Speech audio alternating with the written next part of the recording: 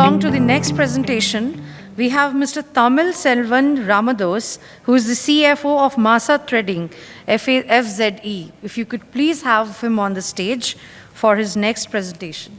Good day, all of you. This is Tamil Ramadas. I'm here in Dubai for the last 20 years. You might be wondering what this industry guy is doing in the higher education, right? Yes. I even spoke to the organizers here. There is one missing piece in this whole event. That is the industry representatives. We do have industry representatives from the education tech or edge tech. The pure industry side is missing. I think next time they'll fill the gap, but I'm the start in this particular event. I've been spending in the industry for the last 25 years, working across various finance and heading into various segments. Now currently I'm the CEO for a local group in Dubai. We are placed out in Jafsa. We are one of the white goods manufacturers and we export to most of the Middle East and African regions. We hold almost 13% in the air conditioned market as well, and I'm heading as the Chief Financial Officer. What I thought today is to introduce the concept which is all well established in the industry, that is called working in integration with industry and the academia. So that is what we are planning to talk today. I've spent almost, out of 25 years, also 20 years in academia, teaching part-time in the Fridays and Saturdays. Before, we used to have the weekends as Fridays and Saturdays here. So I used to teach for part-time for almost 25,000 hours to my credit. So this has showed me there is a big gap between the academia and the industry. And how do you fill the gap? That is what learning is. You suddenly understand something you have understood all your life, but in a new way. Knowledge has to be improved, challenged, and increased constantly, or it vanishes. That's what the greatest management thinker, Peter Drucker, says. What is the new trend in learning? And most of our speakers have been talking about new trends of hybrid learning. Most of the hybrid learning has gone this way, where we can learn from anywhere, right? We can learn from anywhere. But that's still a myopic concept, but we have an hybrid learning of sitting at home, remote learning with also sitting in the real-time learning classes. But the concept has to go to learning from anywhere to learning from everywhere. Learning from everywhere. And that's been the new trend that we are talking about, where we as industry experts also try to incorporate, go to the universities, go to the higher education, tell guys, send your students to us. We will give them a lot of practical knowledge to them, wherein it is a blended learning from everywhere, right from hybrid learning in terms of sitting at home and remote learning. Also go and learn from the job, on-the-job learning that has been taught for last many decades, but that has to be also blended. That's what we're talking about. Hybrid learning does not just mean combining virtual and physical classrooms, but it's truly an immersive and experiential learning. That's what the new trend is all about, correct? I think we will not agree more than that, right? So there is also ISAD that is also working in a campus in Barcelona, also having a remote session of learning platform. Also there are practical sessions of immersive learning. That's what called as learning from everywhere instead of just learning only from anywhere. Also UNESCO talks about creating a future global citizen. You're talking about global citizen. I don't think the academia and the higher education and even the schools alone can create a global citizen anymore, correct? We cannot put the whole burden on them, correct? So there has to be an integrated working on that. But let's talk about what UNESCO is expecting to make a great global citizen. It talks about almost 7 competencies, and that's nothing but lifelong learning, self-agency. It talks about interactively using diverse tools and resources. It also talks about interacting with others. Nowadays, people just do a hybrid learnings. In the COVID times, we have been teaching through online. People never had a social interaction, and that learning part is totally missed out, correct? Learning from others and learning from interacting with the whole world. And last 2 important things I've been talking about, and even in my personal life I've been practicing, that is something called multiliterateness. It's no more about you learning only about STEM. It's not only about learning about history and geography or about the social studies or so-called specific knowledge which you want to pursue. You have to be very multiliterate. And more than that, you need to also be transdisciplinary. Correct? Today, The software engineers are not able to do great work unless they know what is biology so that they can work on biotechnology products. The edutechs cannot work on various industries unless they understand the various multidisciplinary aspect of the academia, correct? So that is what we are talking about, creating a global citizen using the UNESCO model. In my opinion, what is education reform? And that's what I've also learned from some of the top institutions. They talk about various 4 important aspects of creating a great educational ecosystem. If you do not address these 4 issues, we are not going to create a global citizen, nor we are creating an extraordinary ecosystem on education. First is what is being taught, our curriculum. How much of our curriculum in our colleges and universities are updated so that we teach what is required in the industry, not that we teach what we want to teach them, correct or not? No more we want to teach what we have been told in the textbooks and so-called research articles. We need to produce students, when they come out, they are ready for the jobs. You can see markets like China has been done a great job on that. It's not just having a curricula based, it's also industry related curriculum where once the student comes out of the higher education, they are ready for the job. So this cannot happen unless you create the curriculum in a better manner. That's what the first and foremost part of what is being taught. The second thing is pedagogy. And I'm not a great person to talk on it. I think there are a lot of experts in the forum here who can talk about edutechs, the way you want to teach, the way you want to conduct the training programs. I think a lot has been done on this in the recent times, and I think we have to do a lot also in the future. Pedagogy is very important. And next comes when and where. The technology and the real world, that also has to be taken care. And finally, very, very important, whom we are teaching. Correct? Whom we are teaching. That's very, very, very important. We are not teaching only the students. We are teaching the students who are going to be future workers, who are going to be future entrepreneurs, who are going to be future business leaders. So please make the whole integration of these 4 points. That is what the root cause we have to address it. And if that ecosystem is not going to take care of that, I don't think the ecosystem will do a better job, correct? So next, we are talking, now let's come to the main point. We are talking about connecting a lot of dots. The main thing is, the higher education talks about research, but that research doesn't stay as a research, it goes to the market. Whatever research should not stay in only the research articles and research journals, it has to get into the market. So how do you do that? Research and invention, then it goes into innovation with the public and the private collaboration. And finally it gets into the commercial market with proper funding and proper marketing. And this is what, one more point I will talk about, this is from the CPI from UK. They talk about the so-called innovation chain, that is converting science to wealth. Is not converting science to product alone, converting science to wealth creation, correct or not? So this cannot be done only by the academia. And I keep on telling the load is not only on the academy, because the next slide I'm going to talk about something very important. So talk about collaboration between the academia and the industry. Now comes the 2 main point. And I'm representing the industry. I represent the industry wherein we go to the colleges, we go to the universities, and I being the CFI, we even fund some activities where I can do a joint activity. That's what I think this forum should also have, the industry representation in the future forums. It talks about knowledge development, then basically it talks about also technology development, and finally the business development. And this is a well-established so-called the innovation chain model from basic technology research reaching to the final market launch and commercialization. This is where I'm very much interested. No more universities are just places of teaching and academic research. They have to be an entrepreneurial university. They have to be an entrepreneurial university, correct? What does it mean? There are various phases. In phase 1, focus on teaching and training alone.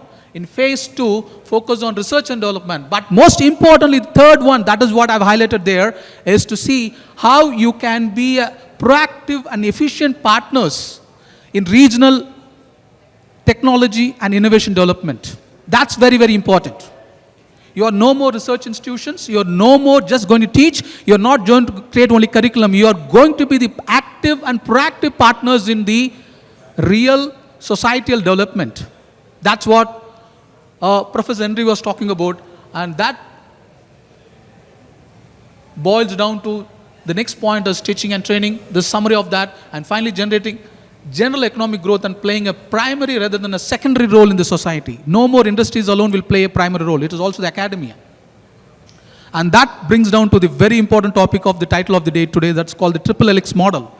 And most of you would have been aware of that. This from the European side, they've invented this model and they've brought it almost two decades before. And that has been successfully implemented also in this region. I have some case studies also to show here. What is triple X model? Triple Helix models talk about? It talks about three main ingredients, that is the industry, university, and the government, right? So unless we bring in these three things together, I don't think we can create a society which can create great innovation into the market. We have some basic models. The basic model talks about the government, the business, and the university. But an extended model, you can see creating new products funded from the government, and finally the employment coming from the industry. Actually, when the triple helix model was founded, the more emphasis was on the industry side. But when it grew on to the next level, it became a matured model, and you can see in the core where everybody contributes somewhat equally. It's no more only the industry, it's no more only the government. Very equally also the academia that will contribute to the triple helix model in terms of creating a very, very sustainable, innovative society or a sustainable, innovative economy. And that's very, very important. And that's not the burden only on industry. That's not the burden only on the government. It also to be equally shared by the academia. That's the thing I want to focus in this today's session coming from the industry side. So what does this triple X model, balance model talks about? Hybrid organizations and appropriate environments for innovation developing at the intersections of the three spheres. Universities are significant actors and equal partners. They cannot stay secondary anymore. Universities are equal and important primary partners in this particular role of creating an innovative society.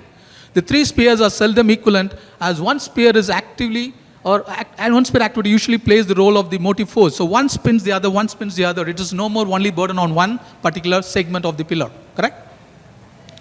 So what is this university-industry interactions? You can see today's professors in practice. No more professors in theory. No more professors in theory. You may have 10 doctorates, but you don't add value to your students unless you are a practitioner as well. That's why in most of the developed countries, they give a sabbatical holiday. Go, guys, you take your PhD 10 years back, go and work now. Work with industry, update your PhD. Am I correct? I'm not a doctorate. But what I'm trying to say is that I'm actively saying my fellow friends who are also doctorates and friends in my family and societies, guys, take some time to go and work with industry. Take time to go and have some projects with industry, because your PhDs might be outdated. And we are in a very disruptive society where what we learned yesterday has gone. Just and win, correct? So we need to talk about how we can integrate where industry PhD students, professors in practice, jointly funded research projects. That's very, very important, correct? Industry people do not have time to do research. Research people do not have the proper infrastructure to implement what they want to do. So it is better we integrate, and government has to come into that side also, right? So what is the benefit? The benefit to the government, the benefit to the industry, benefit to the government, new industries and new products. It brings a lot of revenues to the government in terms of tax. And very importantly, they can drive the economic growth with this new innovation. And secondly, to the industry, expand long-term and risky research activities, and they can their burden is getting shared now, correct? Their burden is getting shared. That's one of the advantage. And most importantly, to the academia, where most of us are sitting from here, is excellent source of funding with industry and government sharing the load.